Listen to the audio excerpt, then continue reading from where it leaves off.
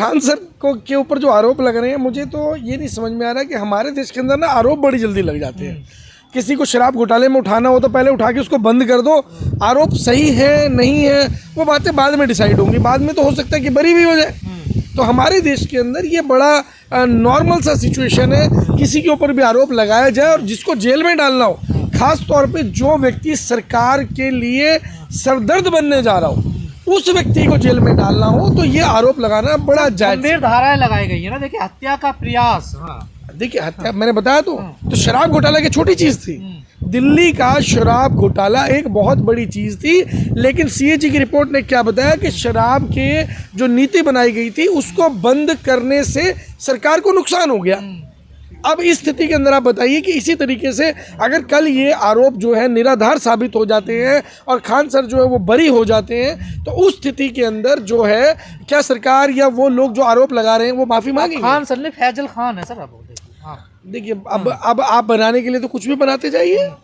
अब तो ऐसे तो अगर हम बात करें तो कुछ लोग ऐसे थे जिनको दीपक से भी चिढ़ थी, मोहम्मद दीपक से भी चिढ़ थी। तो बहुत सारी चीजें ऐसी। सर हर मामले में हिंदू मुस्लिम एंगल क्यों आ जाता है? देखिए जब आपके परिवार का मुखिया या देश का मुखिया जिसकी नीयत में खोट हो, जिसकी नीयत में ही समस्या हो, जिसकी नीयत में ही हिंदू मुस्लिम हो, जो हिंदू मुस्लिम के एजेंडे को आगे बढ़ाने का काम करता हो, जो आतंकवादियों के एजेंडे को आगे बढ़ाने का काम करता हो, वहाँ क्या होगा? उस देश में हिंदू मुस्लिम के अलावा कुछ हो भी नहीं सकता। सर खान सर गरीब बच्चों को पढ़ाते हैं, फ्री में पढ़ाते हैं, 90 रुपये में पढ़ाते हैं जी। क्या उनके साथ ऐसा होना चाहिए? बिल्कुल नहीं होना चाहिए, क्योंकि कोई भी शिक्षक हो, अगर वो शिक्षक है, बच्चों को शिक्षा देने का भी काम कर रहा है और उस प्राइस के ऊपर शिक्षा देने का काम कर रहा है जिस प्राइस के ऊपर शिक्षा मिल पाना लगभग असंभव होता है।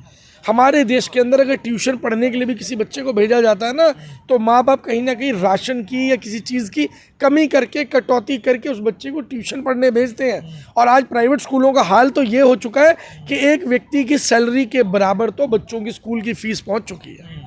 तो क्या शिक्षा देना अपराध है? भारत में शायद शिक्षा देना अपराध बन चुका है। इसी का खामियाजा जो है वो खान सर को उठाना पड़ रहा है। लेकिन सर खान सर पर तो आरोप ये लग रहा है रोशन आनंद सर का भाई की मौत को लेकर के भी जो भाई उनका ही हाथ है। देखिए मैं आपको बताऊं, जो शिक्षक होता है ना वो ऐसी चीज़ों में बिल्कुल भी नहीं जा सकता। आप स्थिति को समझिए। वो व्यक्ति जो ऑलरेडी वेल एस्टैब्लिश्ड है, एक नॉन पर्सनैलिटी है, पूरे देश में जिस व्यक्ति का नाम है, जो स्टूडेंट्स के बीच में जिस बंदे की रेपुटेशन है, उसका किसी से विवाद होना भी संभव नहीं है।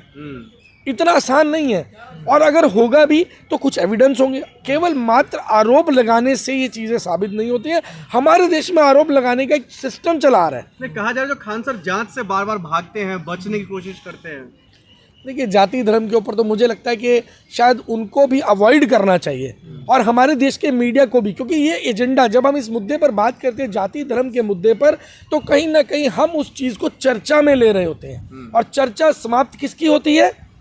कौन सा मुद्दा खत्म होता है? मुद्दा वही खत्म हो सकता है जिसकी आप चर्चा समाप्त कर दें। तो जाति धर्म के मुद्दे पर जिस दिन हम मीडिया में चर्चा करनी बंद कर देंगे या खान सर की तरह हम अवॉइड करना शुरू कर देंगे या अच्छे पढ़े लिखे समझदार लोगों की तरह हम जाति में बात करना बंद कर देंगे, उस दिन जो है ये चीजें समाप्त। मीडिया में तो दिखा रहे हैं जो भाई खान सर का ही हाथ है नेपाल में और इसके प्रिंस यादव के मौत मामलों को लेकर के। अब उनको तो फैजल खान कह रहे हैं जो फैजल खान का हाथ है।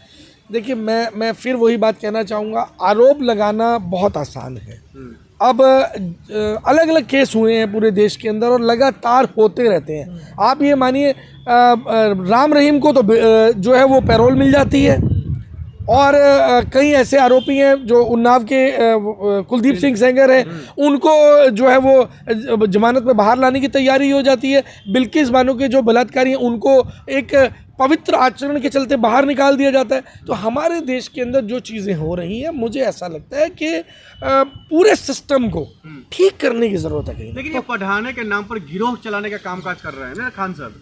भाई आपने ना बहुत सारी चीज़ें सुनी होंगी, टूल किट शब्द भी सुना होगा, अलग अलग चीज़ें सुनी होंगी। यहाँ पर ना एक्चुअल में हमारे देश के अंदर केवल सत्ता में बैठे रहने के लिए, कुर्सी से चिपके रहने के लिए जो चीज़ें चल रही हैं ना, कुर्सी नहीं छोड़नी, क्योंकि कुर्सी का मोह इतना ज़्यादा है, कुर्सी का लालच इतना ज़्यादा है, कुर्सी से जो उनको मिलता है वो इतना ज़्यादा है कि कुर्सी छूटने का भय पैदा हो आप चुका खान है। सर के साथ हैं?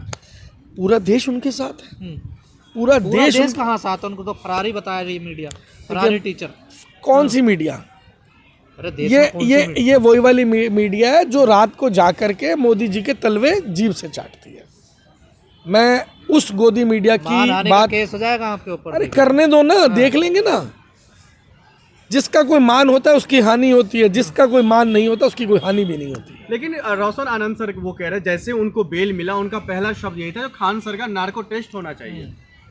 तो करवा लो भाई। ये सब चीज़ें देखो, मैं आपको फिर बता देता हूँ कि षड्यंत्र के तहत अगर कुछ करना होता है ना तो बहुत सारी चीज़ों का नैरेटिव बनाया जाता है देश में। अगर मान लो अंबुजा सीमेंट की फैक्ट्री साहब के मित्र को खरीदनी थी तो अंबुजा सीमेंट को पहले बदनाम किया जाता है, उसकी इंडस्ट्री को बंद करवाया जाता है, बिजली काट दी जाती है, अलग अलग चीज़ें कर दी जाती हैं ताकि एक नैरेटिव बन जाए कि भैया वहाँ प्रोडक्शन नहीं हो रहा, लेबर परेशान है, वो अरेंजमेंट नहीं कर पा रहे, बिजली का बिल नहीं भर पा रहे। तो फाइनली क्या होता है, मोदी जी के मित्र ने वो कंपनी खरीदनी थी, हो गया, सब कुछ नॉर्मल हो गया। तो इसी तरीके से हर चीज़ का नैरेटिव सेट किया जाता है। तो जब वो नैरेटिव बन के तैयार, अब अरविंद केजरीवाल जी को एक राक्षस बताया गया कि शराब नीति में पता नहीं सब कुछ खा गए, पूरी दिल्ली को शराबी बना दिया, हर घर में लोग, मैं कहता हूँ कि बच्चे भी शराब पीने लग गए, ऐसा बना दिया माहौल। और निकला क्या? शराब नीति एक बेहतरीन पॉलिसी निकल के साबित हुई जिसमें बाइज्जत अरविंद केजरीवाल जी, मनीष सिसोदिया, संजय सिंह, सभी लोग बाइज्जत भरी हुई। तो खान सर मुसलमान है, ये भी इसलिए भी निशाना बनाया जा रहा है। देखिए, खान सर मुसलमान है या वो मुस्लिम शब्द यूज़ कर रहे हैं नाम, वो मैटर नहीं करता है। मैटर करता है कि कौन व्यक्ति, उसकी इंसानियत क्या कहती है। आज की तारीख के अंदर देश के स्टूडेंट्स के ऊपर, देश के विद्यार्थियों के ऊपर जितना बड़ा एहसान खान सर के द्वारा किया जा रहा है, मुझे लगता है कि शिक्षा, जैसे बाबा साहब ने कहा था, शिक्षा शेरनी का दूध है। ज़्यादा उनको मुसलमान की तरह वो तो देखिए, जो पैसे दे करके अभी मैं 2-4-5 करोड़ रुपए आपको बदनाम करने पे खर्च कर दूं तो आप भी बदनाम हो जाएंगे। आपको हिंदू होते हुए मुसलमान साबित कर दिया जाएगा। पैसे का गेम है।